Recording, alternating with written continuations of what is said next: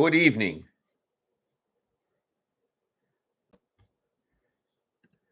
My name is Madeleine Maddie Manning Scully, and this is my opinion.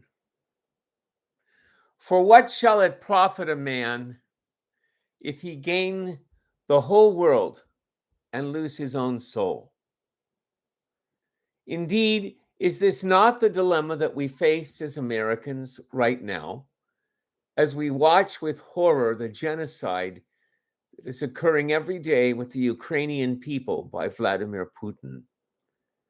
Each day, as I finish my work with my music students, I return to my TV screen to watch the horrors unfold on CNN, where freedom-loving people, blacks and whites, Jews and Catholics, atheists and agnostics, babies and children, men and women, whose flesh is blasted apart, whose homes and shops and hospitals, maternity wards and churches, theaters, are exploded by artillery and missiles fired from the safety of Russian soil. And for what reason? So that Putin can reclaim his beloved Ukrainian country and people and culture? He loves them so much, as my brother used to say when we were kids, it became necessary to kill them to save their lives. Let us talk about the absolute crumbling of our own morality as we watch our TV screens each and every night, as all that we hold dear in our lives is being blasted from existence in the Ukraine. Honor, love of country, love of freedom, respect for oneself, respect for one's country, desire to live within a community that is a free and a city that is free and a government that refuses to be subjugated, a way of life where we can stand tall and where we bend our knee to no one, a people that says, I will die for my integrity, a creed that says honor, integrity, freedom for myself, my family, my neighbors, as well as those in need who also desire these things for themselves and their family. Lincoln called these inalienable rights with which all men were born. These are the very rights to which the Ukrainian people lay claim. Do not kid yourself. They are looking at us directly. America, the land of the free and the home of the brave, the world's oldest democracy, the shining city on the hill, when they lay this claim to these rights. As if to say, what do those words mean to you, Americans? Do you not know for what we fight? William Wallace fought and died for freedom of his people. Others throughout history have done likewise. Is it not a part of the Marine credo to fight to keep our country free? Let us not dissemble, America. Let us stand up for righteousness. As my black brothers and sisters say, let us rise and show the world what the first democratic country ever on the face of this planet says to the entire world. We stand for freedom and for all that cherish it. We stand with you, not just with sanctions, but with our hearts and our heads, and if need be, our force of arms. We will not sit by and watch freedom-loving Ukrainians die alone, unaided, hiding behind a frozen landscape, taking pot shots at a massive, calculating, evil foe. We have long been at war with the Russian foe. When it was the USSR, in Czechoslovakia, in Cuba, in Vietnam, and in all the satellite countries that suffered beneath the yoke of the USSR. Despots are not new to our world.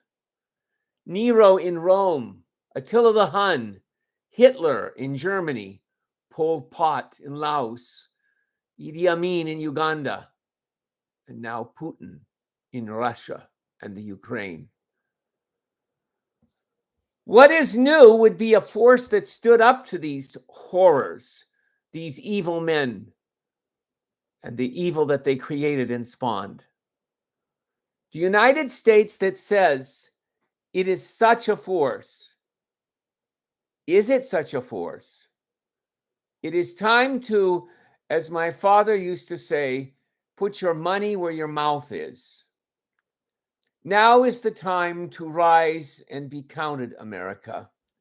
Let us not cower and cringe behind economic sanctions, chiefly because Putin doesn't give a damn about all the sanctions in the world. A bully is not frightened by a well-spoken, law-regarding rule follower whose only retort is, "That's not fair." Bullies do not care about playing fair. They want what they want, and only someone who is bigger can step in and stop the bully. In all our righteous might, let us stand with our valiant Ukrainian brothers and sisters.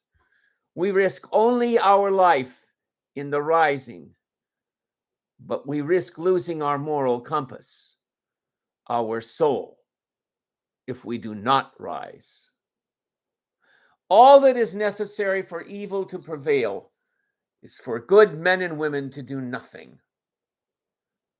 Currently, we are doing nothing, and Putin is prevailing. It was always so, and it will always be so. I love my life. I love my family. I love my students. Someday, however, I will lose all of this. But I must never lose my soul. For what shall it profit a man if he shall gain the whole world and lose his own soul? I say, all of us will lose our lives sometime. Let us be brave and prudent enough to not lose our soul as well. The time to rise is now. If not now, when? My name is Madeleine Maddie Manning Scully, and I have this one postscript. All my life, I have read stories and newspapers. I've watched videos and movies that trumpeted freedom as being more valued than life itself. I always thought such sentiment was bunk. Now, watching these brave, heroic Ukrainians, I must recant. Of what worth is life without freedom? Apparently, the Ukrainians have answered that question.